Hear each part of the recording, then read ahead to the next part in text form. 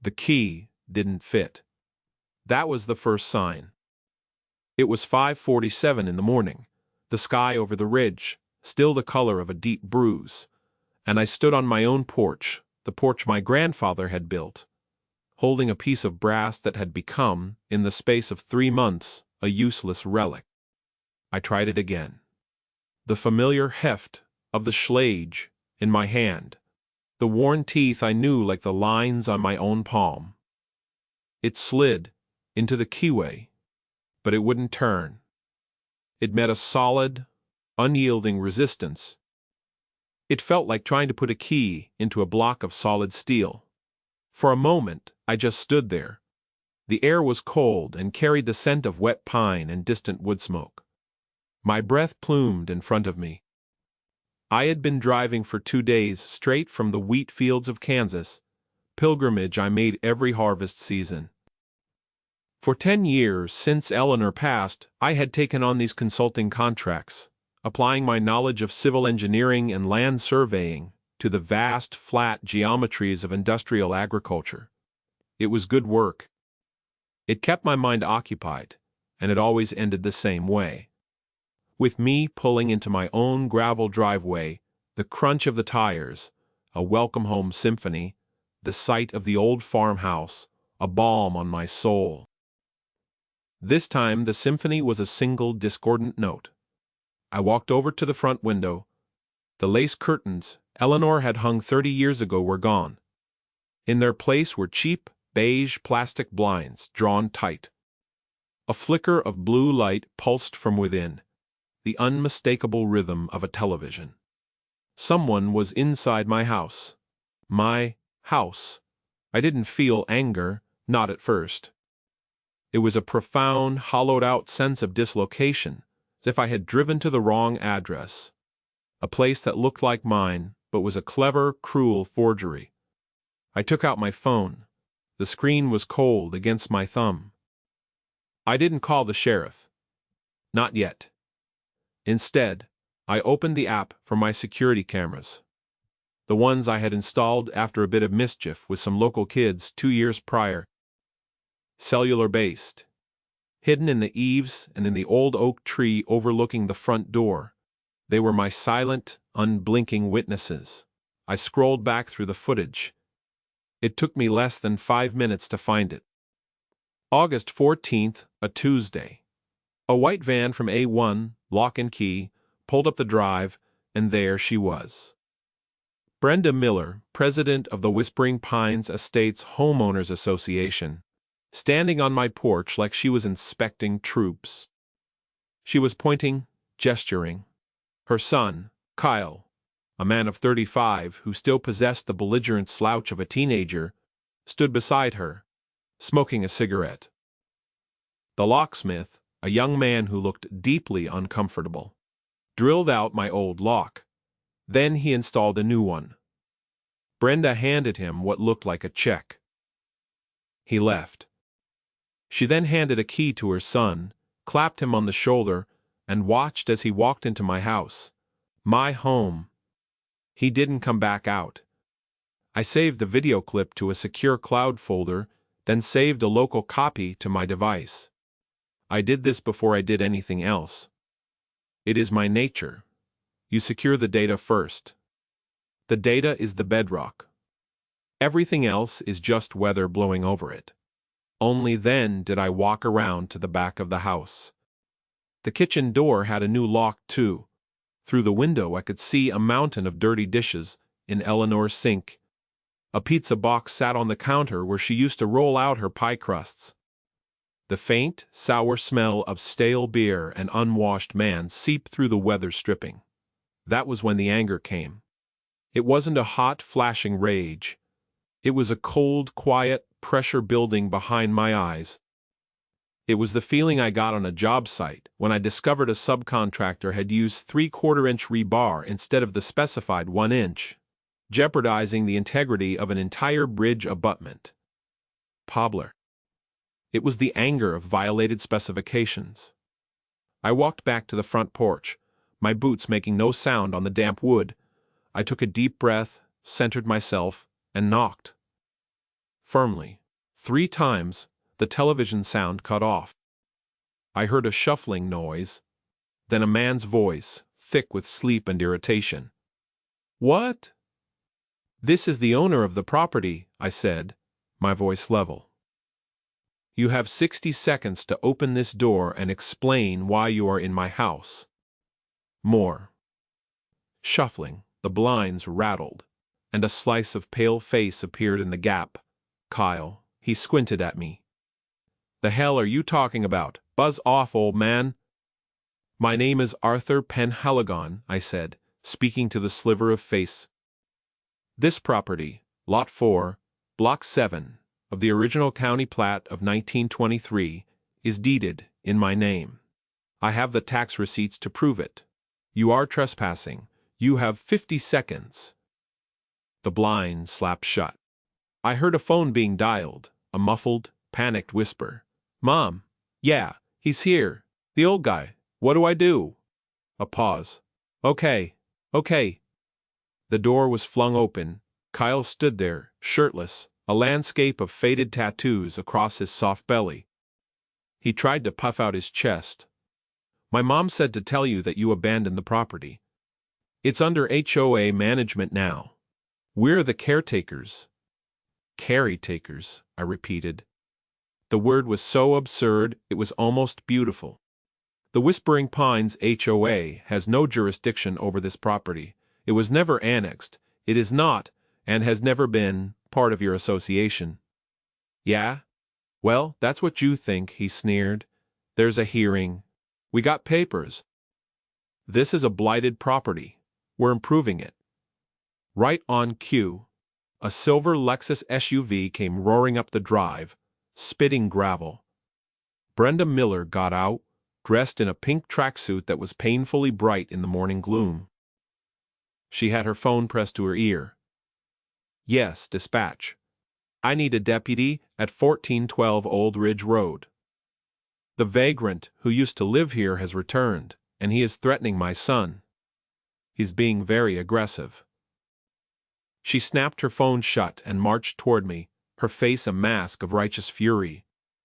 This was her stage, and she was the star. "Arthur," she said, her voice dripping with condescension. "You can't be here. This property is under administrative control, pending the county blight hearing. We had to secure it. Your abandonment of the premises was a clear violation of community standards." I just looked at her. I didn't say a word. I let the silence stretch. I watched her perform. The concerned mother, the diligent community leader, the protector of property values. It was a masterful show. She was lying to the police. She was lying to her son. I suspect she was even lying to herself, and that was the most dangerous part. The deputy's car was coming up the road now, its lights flashing, cutting blue and red swaths through the trees. Brenda smiled, a thin, triumphant line. She thought the cavalry had arrived to enforce her will. She thought the law was a tool. You picked up to hammer your opponent. She thought the man in the uniform was here for her. She had no idea. She had no idea that I had spent 45 years of my life, not just obeying the rules, but understanding them, drawing them, and writing them into the very land itself. She had no idea that for the last 2 years, I had been quietly compiling a file on her. She had no idea that trespassing in my house was not the opening move of her victory, but the final fatal error in a long and meticulously documented campaign of petty tyranny. She had no idea. She had just kicked open the door to a library, and the librarian was now very, very awake. But before I tell you what happened next, what happened with the deputy and the lawyers and the avalanche of paperwork that would follow, I should probably explain how we got here. It didn't start with a broken-in door. It started, as these things so often do, with a fence. I inherited this land from my father, who inherited it from his. My grandfather bought the original 160 acres back in 1922 for back taxes and a handshake. He built the farmhouse with timber he cleared from the back, 40. For 80 years, this property was an island surrounded by other small farms and undeveloped woodlands. I grew up here. I learned the contours of every hill, the name of every tree. When I went to college for civil engineering, it wasn't an escape, it was a way to better understand the place I was from. Surveying, plat mapping, hydrology. These were just academic names for the things my father had taught me with a shovel and a level. Eleanor and I raised our children in that house. After they grew up and moved away, it was just the two of us. After she was gone, it was just me. The quiet didn't bother me. The house was filled with a half-century of memories. It was a living thing, a repository of our life together. The land wasn't just property to me. It was biography. Then, about 15 years ago, the developers came. A big corporation from out of state bought up all the surrounding farms, whose owners were ready to cash out. They clear-cut hundreds of acres of forest, flattened hills that had been there for 10,000 years, and put up Whispering Pines estates. 250 identical houses, all beige and taupe, crowded together on tiny lots, all governed by a thick book of covenants, conditions, and restrictions. I fought the zoning changes at the county level, of course. I presented my analysis of the increased water runoff, the strain on the septic systems, the traffic impact on Old Ridge Road.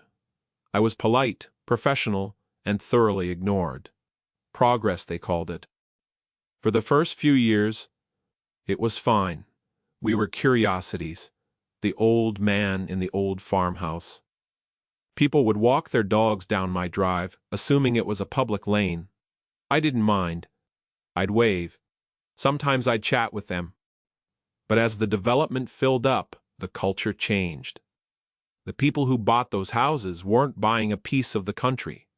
They were buying a branded lifestyle, and they expected the world to conform to the brand. Brenda Miller moved in about 8 years ago. She was perfect for that world. A transplant from some gated community in Florida, she had the kind of aggressive, chipper energy that people mistake for leadership. She saw the HOA not as a tool for maintaining common areas, but as a fiefdom. Within 2 years, she had gotten herself elected president of the board. And that's when the notices started. The first one I got was for unapproved livestock. My beagle, Rusty, had been sleeping on the porch, as he had for the past 10 years. A new neighbor, one of Brenda's friends, had complained. The notice came with a $200 fine. I read the Whispering Pines CC and RS, which I had obtained a copy of from the County Registrar of Deeds years before. They did indeed prohibit livestock. They also, in Section 4.s NNB, define livestock as any animal raised for agricultural purposes, including, but not limited to cattle, swine, sheep, and poultry. I wrote a polite letter back to the board. In it I noted 2 things. First, that my property was not, and had never been, subject to their CC&Rs, and I attached a copy of my deed, and the original subdivision plat for Whispering Pines, which clearly showed my parcel as an exclusion. Second, that even if it were, a 13-year-old beagle, neutered since he was a pup, hardly qualified as an animal raised for agricultural purposes. I sent the letter by certified mail. I kept the receipt. Brenda's response was to send me another letter, doubling the fine for failure to cure the violation and adding a new one for hostile correspondence. She had no idea who she was dealing with. I wasn't a homeowner. I was a civil engineer. My entire life was hostile correspondence, carefully formatted and legally precise. I paid the fines, both of them, with a check from my personal account. On the memo line, I wrote, "Paid under protest. Parcel not subject to HOA." I made a photocopy of the check before I mailed it. I filed the canceled check when it came back. By cashing it, the HOA was creating a record. They were acknowledging the dispute and my stated position. It was the first entry in a new file folder I created that afternoon. I labeled it simply HOA. This became my method. Over the next few years, Brenda's campaign against me escalated. Fines for the color of my mailbox, which predated her by 50 years. Fines for unmown grass in the ditch along the county road. Fines for a derelict vehicle, which was my fully operational 1987 Ford F-150. Each time, I would send a certified letter contesting the fine on the basis of jurisdiction. Each time, she would ignore it and escalate the penalty. And each time, I would pay. I paid with a check, with the same memo line. I kept the receipts. I kept the threatening letters. I kept the return certified mail notices that she refused to sign for. The folder grew thicker. I wasn't just documenting my own harassment, I was observing. I attended a few of the public HOA meetings, sitting quietly in the back. I watched Brenda in her element. She was a master of the public meeting, using the gavel like a weapon, cutting off anyone who disagreed with her, recognizing only her allies. She would read out names and addresses of people who were behind on their fines, shaming them publicly. She had a little cadre of supporters, people who enjoyed the drama and the feeling of power. Most residents were just terrified of her.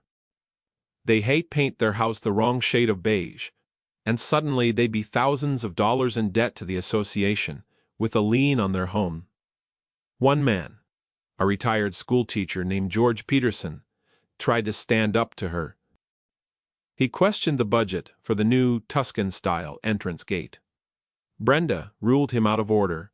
He persisted. She had him escorted out the next week. He received a dozen fines for violations that had been ignored for years.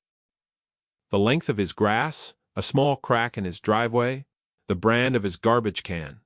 It was a war of attrition, and Brenda had an endless supply of ammunition. I saw all of this, and I filed it away. My professional life was about establishing facts on paper. It was about creating a record so clear, so indisputable, that it could withstand any challenge. A deed, a plat, a survey marcara, these are not just pieces of paper or metal. They are the physical embodiment of a legal truth. They are designed to outlive the people who create them, to speak the truth long after memories have faded and arguments have been forgotten. I decided to apply the same professional rigor to my personal life. Brenda Miller was a problem of incorrect data and failed procedure, and I knew how to solve those kinds of problems. So when I stood on my porch, that cold October morning, with Brenda shouting to her phone and her layabout son smirking from my doorway, I was not a confused old man, I was a surveyor who had found a monument out of place. I was an engineer who had discovered a fatal flaw in the design. And I was holding a folder, not in my hands but in my head. A folder thick with 2 years of meticulously gathered, incontrovertible proof. The game had been going on for years. She had just made the first move that was visible to everyone else. The arrival of the deputy was almost anticlimactic. That. A young man, his name tag read Millerano relation. I hoped to step out of the car. And, he looked from Brenda, who was now in full-blown histrionics, to me, standing quietly by the porch rail, and then to Kyle, who had wisely retreated back inside the house. "Ma'am, sir, what seems to be the trouble here?" he asked, his voice calm and professional.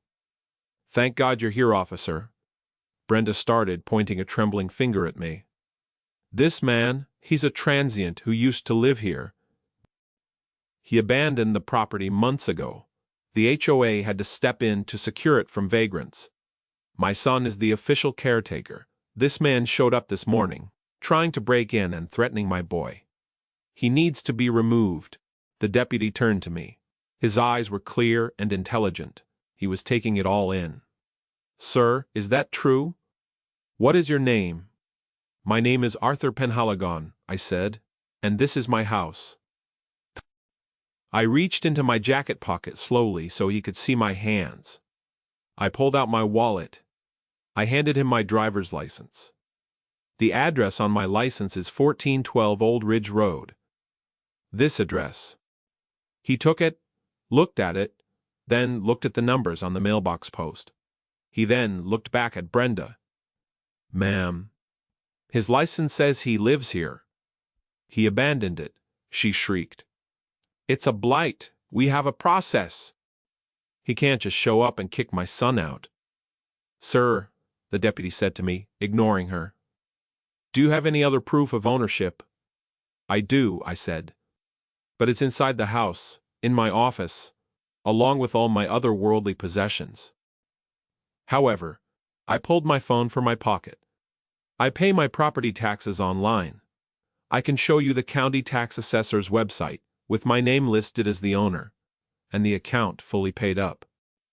I navigated to the website, logged in, and showed him the screen. Penhaligon Arthur. Parcel ID 0407 113 001. Status paid. The deputy nodded slowly. Ma'am, he said, turning back to Brenda. All the documentation seems to indicate this is his property. If you've changed the locks, you need to give him a key. No, I will not. This is an HOA matter. It's a civil dispute. You have no jurisdiction, she screamed. It was fascinating to watch. The moment the authority figure failed to bend to her will, he became the enemy. Ma'am, right now what I have is a man who appears to be the legal owner of a property. And he is locked out of his own home by you and your son, the deputy said, his voice hardening slightly.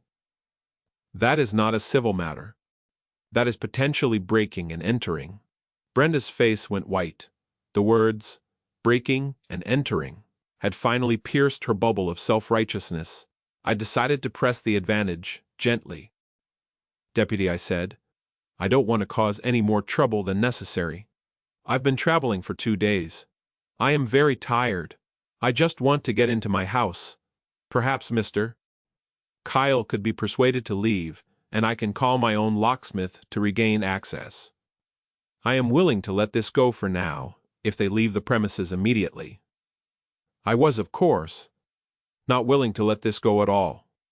But I needed a record. I needed a calm, reasonable statement on an official police report. I needed her to refuse, and she did, absolutely not. We have a lease agreement, she sputtered. A lease agreement, that was new. The desperation was making her creative. A lease agreement? The deputy asked, his eyebrows shooting up. With whom? With the property management agent, she said. And who is that? The HOA. The deputy sighed. It was the deep, weary sigh of a man who sees a long afternoon of paperwork stretching out before him. Ma'am, the HOA can't write a lease for a property it doesn't own, sir, he said to me. This is a civil matter. I can't kick him out for you. You'll have to go through the courts. An eviction process. I understand, deputy, I said. I expected as much. However, could I ask you to do one thing? Could you please file a report documenting this entire incident? Specifically, I would like it to note that I am present. I have identified myself as the owner with government-issued identification, that my name is on the county tax record, and that Mr. Kyle Miller is currently occupying my house without my permission. And I would like it to note that his mother, Brenda Miller, has admitted to changing the locks and has refused to allow me entry. He looked at me, a flicker of understanding, maybe even admiration. His eyes, he saw what I was doing. I wasn't asking him to be a judge. I was asking him to be a witness. Yes, sir, I can do that. I'll include all of that in my report. Can I have the spelling of your name again? I spelled it for him. I gave him my phone number. As he walked back to his car to write his notes, Brenda stared at me, her mouth agape. The performance was over, and she was left standing on an empty stage, the lights, gone dim. She had expected a quick victory, a public humiliation. Instead, she had just handed me my first official piece of evidence, a documented police report created at her own request. The foundation was laid. Now, it was time to build the case. I didn't stay. I didn't argue. As I pulled away, I saw Brenda and Kyle on the porch of my house, their heads together, already starting to spin the next chapter of their fiction. Let them. Fictions burn. Paperwork endures. I drove to the nearest town and checked into a clean, anonymous hotel. I asked for a room with a desk and good Wi-Fi. The young woman at the counter gave me a key card. It worked on the first try. It was a small, satisfying feeling. The first thing I did was shower. I washed the road dust of Kansas and the psychic grime of the confrontation off me. Then, I put on a fresh shirt, sat down at the hotel desk, and got to work.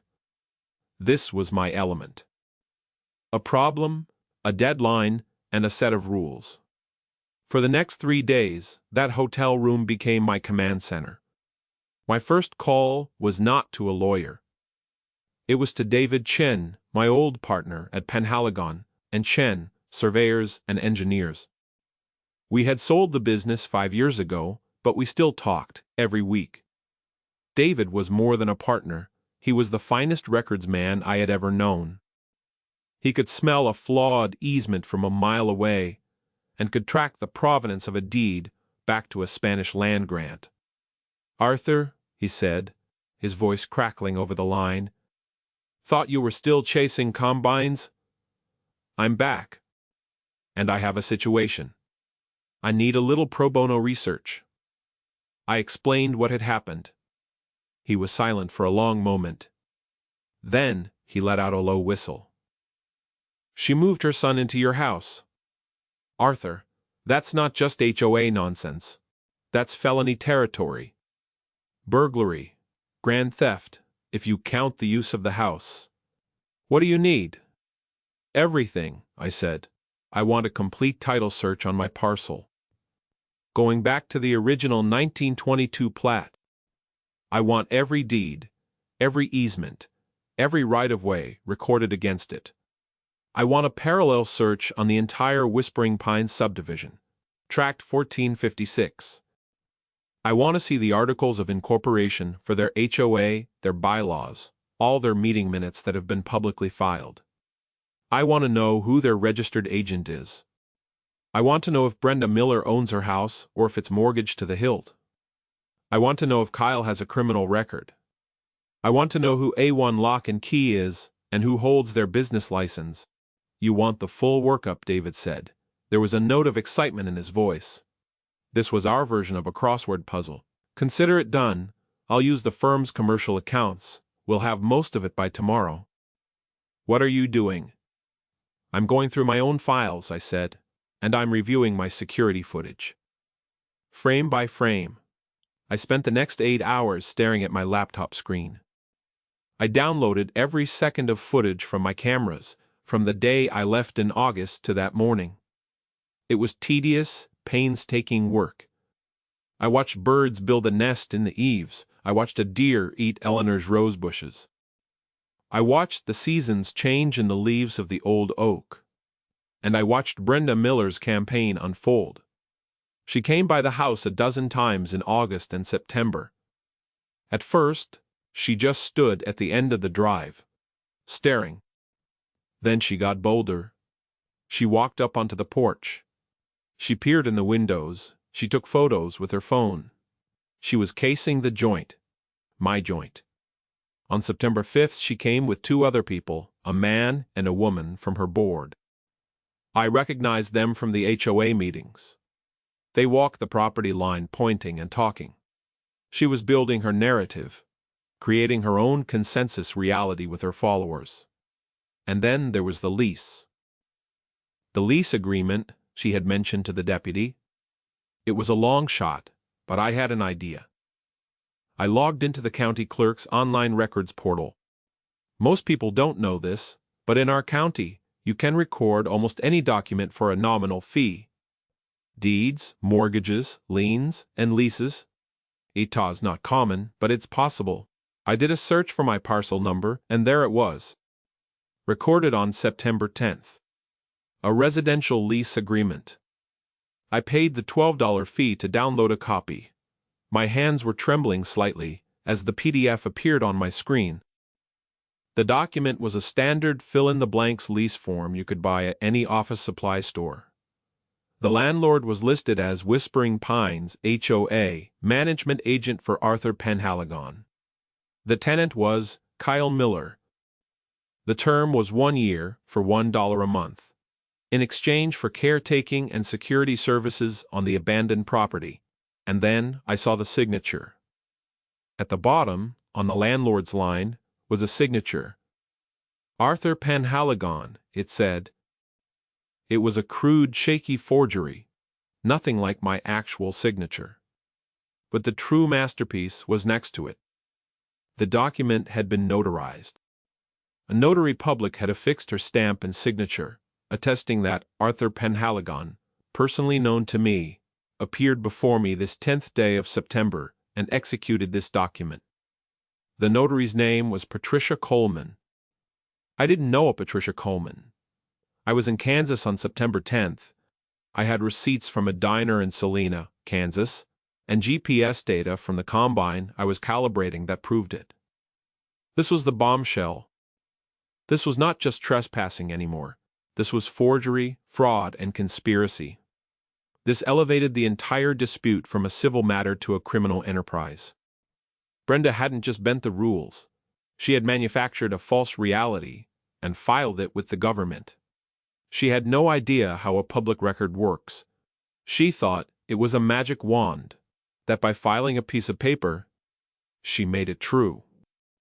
What she didn't understand is that a public record is also a permanent trap. It sits there, waiting. A testament to the truth, or a monument to the lie. She had just built herself a monument. I saved a copy of the forged lease. I called David back. "I've got something," I said, and my voice was tight. "I need you to find a notary named Patricia Coleman. I want to know if her commission is active. I want to know where she works. I want to know if she's related to Brenda Miller." "On it," he said. "This is getting good, Arthur. This is like the old days with the fraudulent wetlands delineation in the Henderson Creek project." I hung up and leaned back in my chair. For the first time I felt a kind of grim satisfaction. The path forward was becoming clear. It was no longer a muddy track of argument and opinion. It was a paved road of evidence and statute. Before I did anything else, I did what I had failed to do for 2 years. I called a lawyer. Not just any lawyer, but the best, most cantankerous, most feared real estate litigator in the county. Thomas Abernathy. Abernathy had a face like a clenched fist and a reputation for eviscerating sloppy paperwork.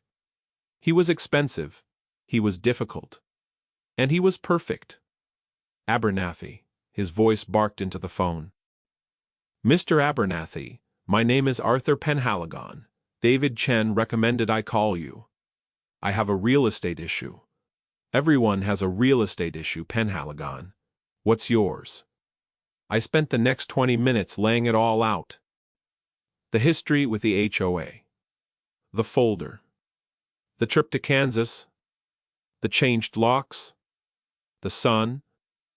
The police report. And finally, the forged notarized lease, recorded with the county. When I mentioned the lease, Abernathy was silent for a full 10 seconds. "Penhaligon," he said, and his voice was different. The bark was gone, replaced by a low, dangerous purr. "Are you still at the hotel?" "Yes. Don't move. Don't talk to anyone. Don't go near the property. I'm sending a courier for your files and a retainer agreement. We are going to financially ruin these people. We are going to make an example of them. We are going to strip them down to the studs, legally speaking. This isn't a case, this is a gift." As promised, a courier arrived an hour later. I handed over a USB drive, containing everything. The folder I had digitized years ago, the security videos, the copy of the forged lease, David's preliminary research, and a detailed, chronologically ordered narrative I had written that afternoon. I signed the retainer agreement. The fee was eye-watering. I paid it without hesitation. This was no longer about money. It was about order. It was about the simple, profound principle that a line on a map means something. The next day, David called back. "Patricia Coleman," he said. "Notary commission is active. She works as a receptionist at a dental office in town. And, get this, her maiden name is Miller. She's Brenda's sister-in-law." Of course she was. It was perfect. The conspiracy wasn't just a legal theory. It was a family affair. Abernathy moved with the speed and ferocity of a striking snake. His first act was to file an emergency ex parte motion in Superior Court. It was a request for an immediate temporary restraining order and a writ of possession. The legal language was dense, but the message was simple. Get these people out of my house now. Attached to the motion, as exhibits, were my deed, the police report, my affidavit, attesting I was in Kansas, the airline tickets and hotel receipts to prove it, and the forged lease. Abernathy didn't even include the notary's family connection yet. He was saving that. He always saved something. The judge granted the order immediately. A sheriff's deputy was dispatched to serve the papers and execute the writ. This time, it wasn't the polite, uncertain Deputy Miller. It was a grizzled sergeant with no nonsense written into his DNA. I was not there. Abernathy had insisted I stay away, but I had my cameras. I watched it all on my phone from the hotel room, like a general observing the battle from a distant hill. The sergeant, flanked by 2 other deputies, knocked on my door. Kyle answered, a slice of pizza in his hand. The sergeant handed him the papers. Kyle looked at them, confused. Brenda must have been on speed dial, because she screeched into the driveway less than 5 minutes later. She ran up to the sergeant, waving her hands, ready to perform. He didn't give her the chance. "Ma'am," he said, his voice a low rumble that the camera's microphone picked up clearly.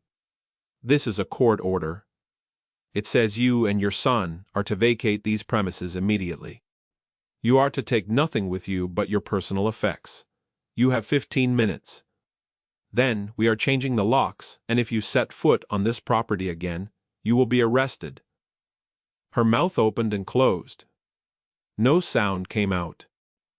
The script she knew had been torn up. The audience was gone. She was just a woman in a pink tracksuit being told what to do by a man with a badge and a legally binding document. The look on her face was not anger, it was not defiance. It was the blank, uncomprehending shock of a person who has spent her entire life talking her way into and out of everything, suddenly confronted with a piece of paper that would not listen. They were out in 12 minutes, carrying garbage bags full of clothes. A locksmith, one hired by Abernathy's office, arrived and put a new, heavy-duty deadbolt on my door, along with a large official-looking "No Trespass ing" sign from the sheriff's department. That evening, I went home. The house smelled stale and sad. There were cigarette burns on Eleanor's coffee table and a sticky ring from a soda can on my grandfather's roll-top desk, but it was my house again. I opened all the windows to let the clean night air sweep through. I didn't feel triumphant. I just felt tired, and I knew it wasn't over. This was just the first move in a much larger game. The restraining order was temporary. The real battle would be at the hearing in 10 days' time. Brenda would have a lawyer. She would have her story. She would perform. And we had to be ready. The days leading up to the hearing were a blur of preparation. Abernathy's office was a whirlwind of activity. They subpoenaed everything. The HOA's bank records. The locksmith who had drilled my lock. The notary, Patricia Coleman, Brenda Miller's phone records. It was a full-spectrum assault of legal discovery. And then, something unexpected happened.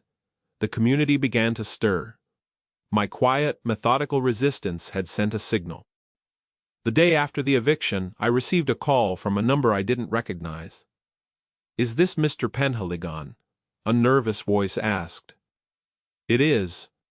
My name is George Peterson. I live in Whispering Pines. I heard what happened. I saw the deputies. I just wanted to say thank you." It was the retired schoolteacher, the one Brenda had humiliated in that meeting years ago. "There's no need to thank me, Mr. Peterson. I'm just trying to get my house back." "No, it's more than that," he said, his voice gaining a bit of strength. "You're the first person who's ever stood up to her and won. Even if it's just for a minute, listen, I might have something that could help you. Brenda, she's not careful in the executive sessions. She thinks it's just her and her friends on the board. She says things. I started recording them on my phone a while back. For my own protection." My heart rate quickened. "Mr. Peterson, are you willing to share those recordings?" There was a long pause. I could hear him breathing. "I'm 68 years old, Mr. Penhaligon. I've been afraid of that woman for 5 years. I'm tired of being afraid. Yes. I'll share them." He emailed me the audio files that afternoon. They were damning. It was hours of Brenda in her own voice, bragging about how she was going to drive that old coot in the shack off his land. She talked about filing complaints with the county, about using the blight ordinance as a backdoor to annexation. In one recording, she laughed about how she was going to get her sister-in-law, Patty, to notarize a little something, to help formalize the caretaking arrangement. It was a confession, recorded by her own intended victim. I immediately forwarded the files to Abernathy. His email response was a single word: glorious. 2 days later, the second domino fell. Abernathy got a call from a lawyer representing Carol Tanaka, the treasurer of the Whispering Pines HOA.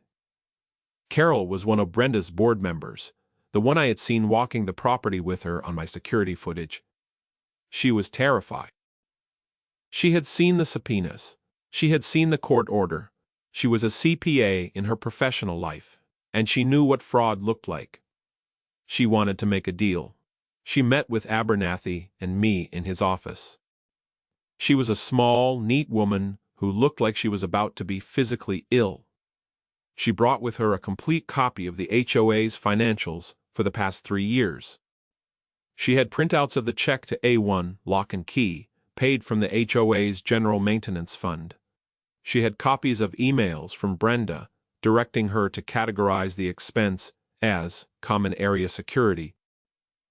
She had the minutes from a secret, unrecorded board meeting, where Brenda had proposed the caretaker plan for my property. 2 other board members had been present. They had objected, but Brenda had overruled them, claiming her presidential authority. Carol Tanaka was the disillusioned insider, the functionary who had finally seen that the regime was not just corrupt, but suicidal. She was willing to testify to everything in exchange for immunity from the HOA's inevitable lawsuit. Abernathy agreed. Brenda's final escalation was one of pure, pathetic desperation. Wall. The day before the hearing, she filed for an emergency protective order against me. In her sworn affidavit, she claimed that I had been stalking her, that I had driven by her house repeatedly, and that she was in fear for her life. She claimed my unstable behavior was a threat to the entire community. It was a classic move of a cornered narcissist. Play the victim. It was also a catastrophic mistake, because now, to fight the TRO, she would have to take the stand. She would have to testify under oath. She would have to subject herself to cross-examination by Thomas Abernathy. She had no idea. She thought she was setting a trap. In reality, she was walking into a cage, locking the door, and handing Abernathy the key. The courtroom was small, and smelled of old paper and stale coffee. It was packed. On one side sat Brenda, her son Kyle, and a slick-looking lawyer who seemed deeply unhappy to be there. Behind them were a half-dozen of her HOA supporters, a phalanx of scowling faces. On our side, it was just me, Abernathy, and David Chen, who had insisted on coming. In the back row, however, sat George Peterson and Carol Tanaka. They had come to watch. The hearing was for both matters at once: my motion to make the restraining order permanent, and her motion for a protective order against me. The judge, a sharp-eyed woman named Alice Chenot, decided to hear Brenda's motion first. Brenda took the stand. She was a vision of demure victimhood. She wore a conservative gray dress. Her voice trembled as her lawyer led her through her testimony. She painted a picture of a quiet community, terrorized by an aggressive, unstable outsider. She talked about my derelict property, my uncooperative nature. She described how she had felt it was her duty, as HOA president, to protect the community by securing my abandoned house. Then she got to the threats. "He showed up, out of nowhere," she said, dabbing her eyes with a tissue. "He was screaming at my son. His eyes were wild. And ever since the misunderstanding with the court order, he's been tormenting me, driving by my house, late at night, staring. I'm afraid of what he'll do." It was a compelling performance. If I hadn't known the truth, I might have believed her myself. Her lawyer finished. "No further questions, Your Honor." Judge Chenot looked at Abernathy. "Your witness, counselor." Abernathy rose slowly. He walked to the lectern and placed a thick binder on it. He didn't look at Brenda. He looked at the judge. "Your Honor, we have a few questions for Mrs. Miller." He started gently. "Mrs. Miller, you testified that you are the president of the Whispering Pines HOA, is that correct?" "Yes," she said. "And in that capacity, you feel you have a duty to maintain community standards?" "Yes, a solemn duty." "And one of those standards is adherence to the law, is it not?" "Of course. Good. Let's talk about the law." Abernathy opened his binder. "Mrs. Miller, I'm showing you what has been marked as Defense Exhibit A. Is this your signature on this check, made out to A1 Lock and Key?" He placed a copy of the check on the projector. Her lawyer jumped up. "Objection. Relevance." "I'll allow it," the judge said. "But get to the point, counselor." Brenda squinted at the screen. "It appears to be. And this check was drawn on the HOA's bank account, correct?" "Yes, it was a security expense." "A security expense, to change the locks on a house the HOA does not own. The house owned by my client, Mr. Penhaligon. We had to secure it. It was abandoned." "Abandoned," Abernathy repeated. "You use that word a lot. Did you make any attempt to contact Mr. Penhaligon before drilling out his locks?" "We couldn't find him. He had vanished." "Did you try calling him? His number is in the county records." I don't recall. Did you try sending him a letter? A certified letter, perhaps?" Abernathy placed Exhibit B on the projector. It was a stack of the certified letters I had sent her, over the years, all marked refused or unclaimed. "You don't seem to have much luck with certified mail, do you, Mrs. Miller?" Her face was starting to lose its color. Her lawyer was scribbling furiously. "Let's move on to the lease," Abernathy said, his voice like velvet-wrapped steel. "Exhibit C. This is a lease agreement between the HOA, as agent for Arthur Penhaligon, and your son, Kyle Miller. It is recorded with the county. Do you recognize it?" I think I've seen it." "You've seen it, Mrs. Miller? Did you or did you not sign this document on behalf of the HOA?" "I signed it as the management agent, yes." "And below your signature, you see another. It purports to be that of my client, Arthur Penhaligon. Did you see him sign this?" "Quo. It was arranged through an agent." "An agent, I see." and this document was notarized by a Patricia Coleman, attesting that Mr. Penhaligon appeared before her. Were you present for that? No. So you have no first-hand knowledge of Mr. Penhaligon signing this lease? No. Then why? Abernathy's voice dropped to a near whisper.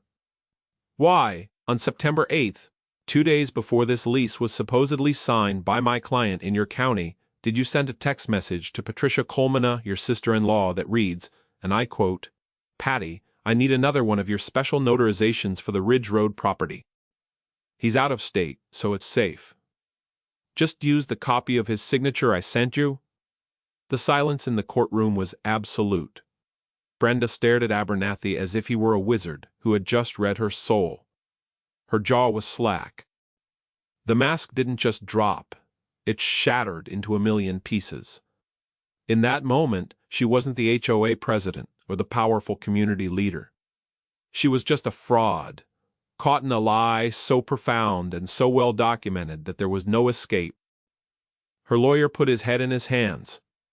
"Objection," he croaked, his voice weak. "Your Honor, where did he? How could he?" "Subpoenaed phone records, Counselor," Abernathy said cheerfully. "Perfectly admissible." "Overruled," the judge said, her eyes fixed on Brenda. "Mrs. Miller, answer the question." But Brenda couldn't answer. She just sat there, her face a pale, waxy blank. Abernathy wasn't finished. He turned a page in his binder. "Unless we have any doubt about your motives, Mrs. Miller, let's listen to your own words." He played the audio file from George Peterson. The courtroom filled with Brenda's voice, tinny and arrogant, recorded in what she thought was a secret meeting. "Drive that old coot in the shack off his land. Use the blight ordinance as the back door. My sister-in-law Patty, to notarize a little something." When the recording finished, Abernathy said, "No further questions for this witness, Your Honor. We move that her request for a protective order be denied on the grounds that it is frivolous, perjurious, and filed in bad faith. We also ask that the court refer this entire matter to the District Attorney's Office for investigation into potential criminal charges, including but not limited to forgery, perjury, and conspiracy to commit fraud." Judge Chanot looked down from the bench. Her expression was colder than a winter tombstone. "Mrs. Miller," she said, her voice dangerously quiet, "I suggest you step down and speak with your attorney immediately." The rest was a formality.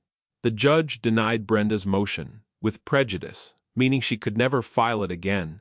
She made my restraining order against Brenda and Kyle permanent. And she announced that yes, she would be referring the entire case file, including the transcripts of the day's hearing, to the district attorney. Brenda didn't even seem to hear it. She was led from the witness stand by her lawyer, her movements stiff and robotic. She didn't look at me.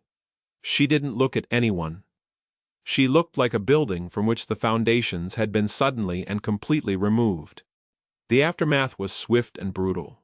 A legal demolition. The district attorney's office, handed a case on a silver platter by Abernathy, moved quickly. A grand jury returned indictments against Brenda Miller for forgery, filing a false instrument, and felony perjury. Kyle was indicted for receiving stolen property, the use of my house. And Patricia Coleman, the notary, was charged with official misconduct and forgery. Faced with the mountain of evidence, all three took plea deals. Brenda received 5 years of probation, a $10,000 fine, and was ordered to serve 300 hours of community service, which, by some stroke of poetic justice, involved cleaning up illegal dump sites along county roads. She was also, as a convicted felon, barred from ever serving on a board of directors again. Kyle got a lesser probation sentence. Patricia Coleman permanently lost her notary commission and her job. Abernathy then filed the civil suit against Brenda, Kyle, and the Whispering Pines, HOA.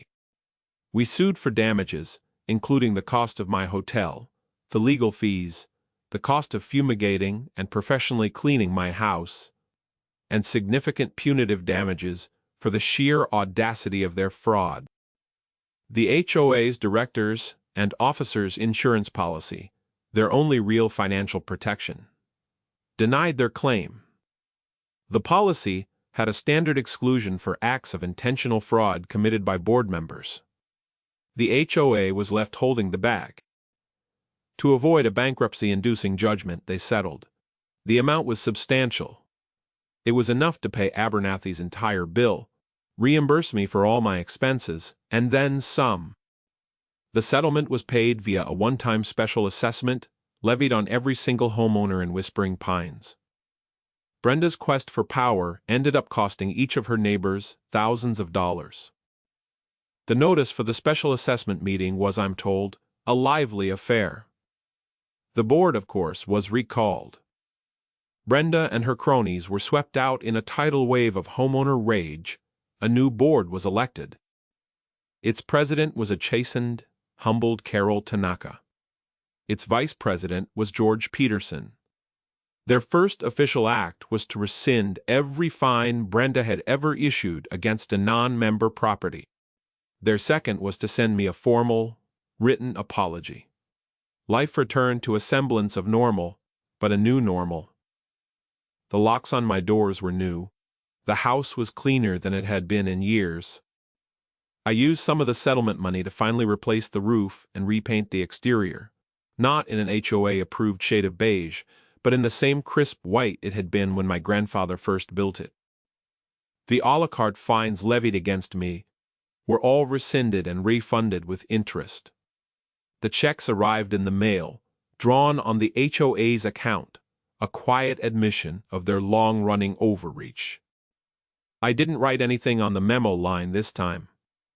The point had been made. The community, fractured by Brenda's reign, began to heal. George Peterson would now stop by sometimes when he was out for a walk. Not to complain, but just to chat. We'd talk about the weather, about our gardens. I learned he was a widower, too. We found a quiet camaraderie in our shared experience. Other neighbors, once too scared to make eye contact, now waved when I drove past. They were free. I had, by defending my own small patch of ground, inadvertently liberated the entire neighborhood. One evening in late spring, I was sitting on my porch watching the sun set behind the ridge. The air was warm, filled with the scent of honeysuckle and freshly cut grashamy grass, cut to whatever length I pleased. I had a glass of iced tea in my hand. In the other, I held a small ornate object. It was a brass plaque about the size of a postcard. I had had it made a few weeks prior. I walked over to the old oak tree at the edge of my lawn, the one that had housed one of my cameras. My silent witness. I found a clear spot on the trunk, and I carefully affixed the plaque. It had only a few words on it, engraved in a simple, clean font. It listed the parcel number, the latitude and longitude coordinates of the survey monument at the corner of my property, and the date my grandfather first recorded the deed. At the bottom, it had a single sentence, a quote from an old surveying textbook I was fond of. A line is a fact. I stood back and looked at it. It was a small thing. Most people would never even notice it, but it was a statement. A quiet declaration. It wasn't about victory or revenge. It was about order. It was about the idea that there are some things that are true, whether people believe them or not. A property line. A fact recorded on paper and backed by the steady, impartial weight of the law. Brenda Miller had tried to replace facts with feelings, with performance, with sheer force of will. She had learned the hard way that a story is no match for a survey. A narrative, no matter how passionately believed, will always break against the hard, unyielding truth of a line drawn on a map. I turned and walked back to my house. My house. The key was in my pocket. And I knew, with absolute certainty, that it would fit.